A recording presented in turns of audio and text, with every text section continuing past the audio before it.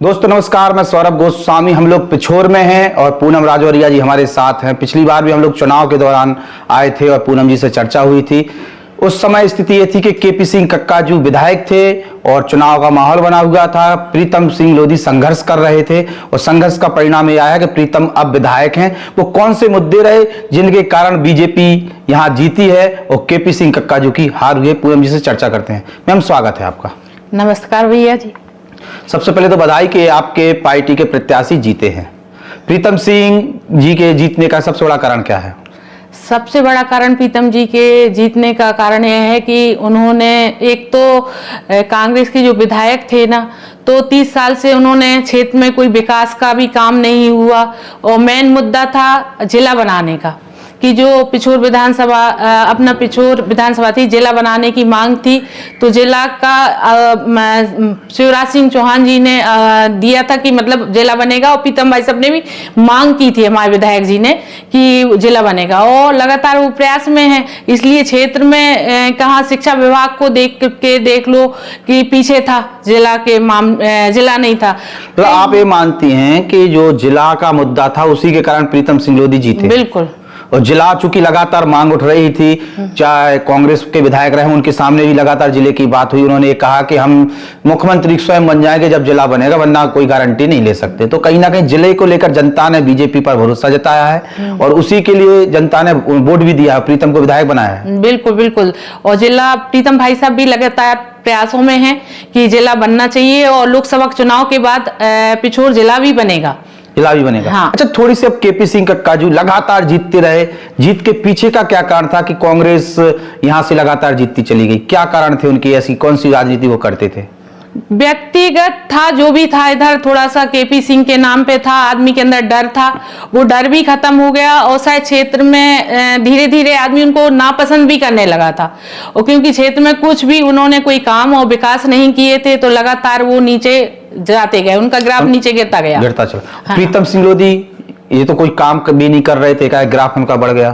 प्रीतम सिंह जी हमेशा जनता के बीच में रहे, जनता के लिए उन्होंने भली हारे हैं वो इस विधानसभा में 2 बार वो चुनाव हारे, पर लगातार पब्लिक के बीच में बने रहे और पब्लिक की समस्याएं सुनते रहे।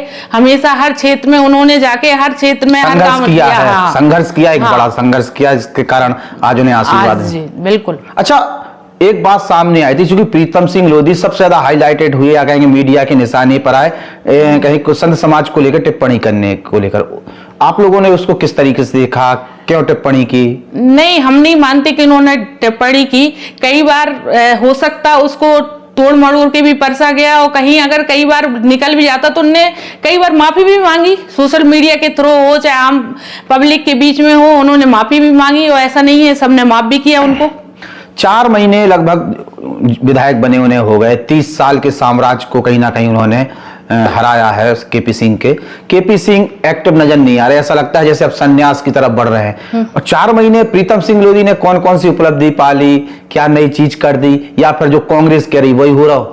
नहीं, अभी एक तो लगातार अभी लोकसभा चुनाव है तो ऐसा नहीं है। और वो हमेशा पब्लिक के काम और अभी कोई भी काम आते हैं तो पब्लिक के बीच के काम वो तुरंत करवाने की भी वो रखते हैं, इसलिए उनसे पब्लिक भी जुड़ाव रखती है।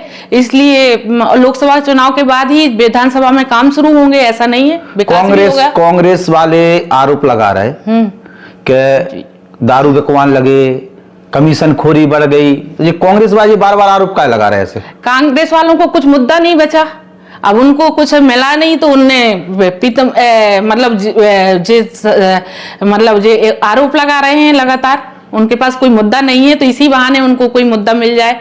ये सब गलत है, कोई काम ने ऐसे नहीं हो रहे हैं। अच्छा, सिंधिया जी चेहरा है, सिंधिया जी की पत्नी भी प्रचार करवे के लाए, उदना कांग्रेस के प्रत्याशी थे, बेजा कह रहे थे कि जो महिला भीड़ आई हैगी, जो मजदूर आएंगे, ये पैसा देके बुलाए गएंगे। तो सिंधिया की पत्नी यानी प्रचार करवे और मजदूर बुलाया जा रहा है, आंगनबाड़ी कार्यकर्ती तक आई है। नहीं, जिसने भी ये कांग्रेस तो माहौल बना रही है और ऐसा कुछ नहीं हुआ कहीं भी कि पैसे देके बुलाई गई है भीड़। और सब बहनों को जाके घर घर जाके संपर्क किया गया, सब बहनें आई, महारानी जी से मिलना चाहती थी। और सिंधिया जी के भी मतलब भारी मतों से पिछोर विधानसभा में जीत भी होगी, उनकी जीत हुई है। हाँ, सिंधिया जी को टिकट दी बीजेपी ने, जो केपी यादव जी थे उनकी टिकट काट दी, उसको लेके आप क्या कहना चाहेंगे?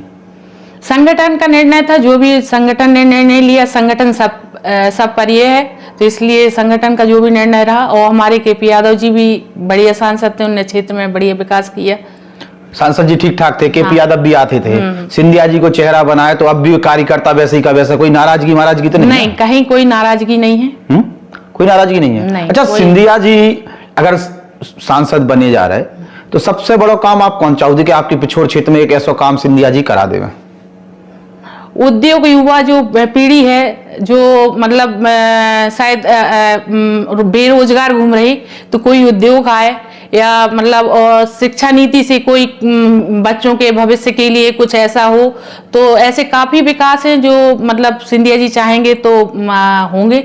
सिंधिया जी की परंपरागत सीट है, लगातार सिंधिया जी थे, कांग्रेस कहते जब जीता था, एक बार हार गए तो बीजेपी में आ गए, लेकिन सीट कहीं ना कहीं सिंधिया की, तो सिंधिया चाहते तो बहुत कुछ करा सकते, अभी भी तो विकास नहीं करा पाए।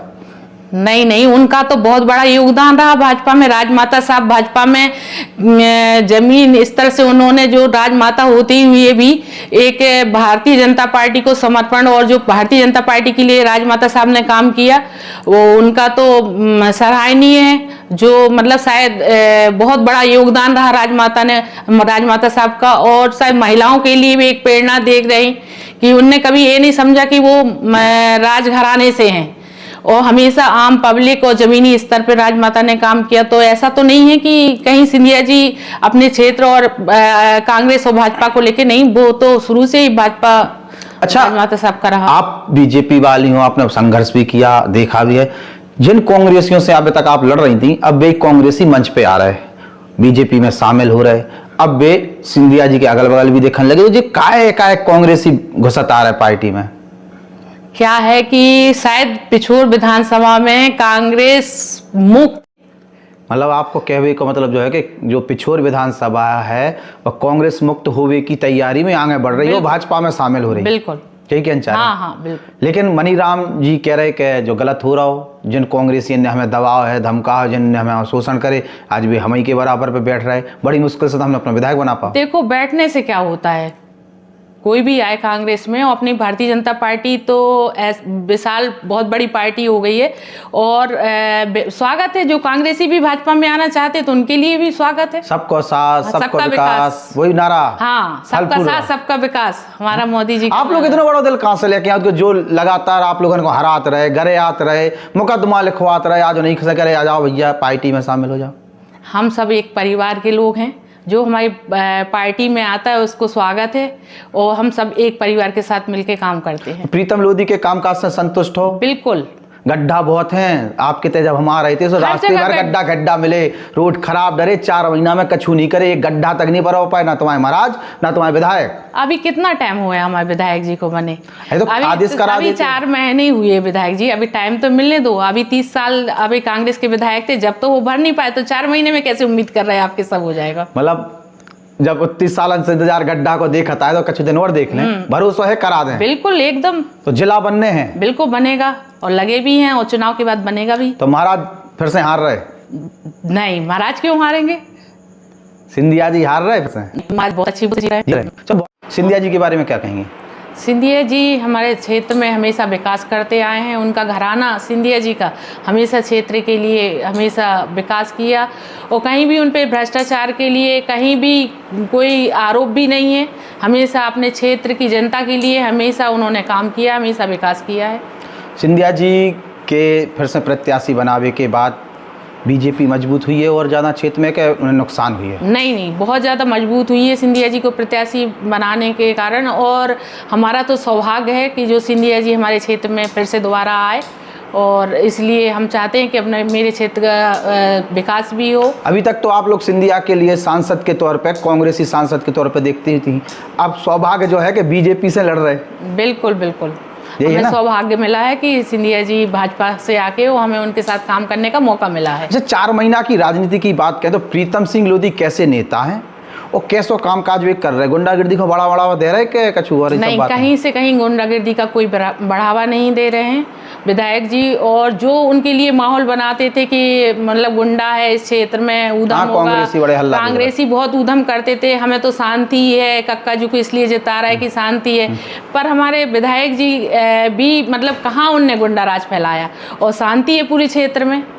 अच्छा, अधिकांश समूह में ये बातें होती थी कि जो सांसद बन जाए, विधायक बन जाए, उस पाँव परावे की बड़ी कर रही परंपरा पर।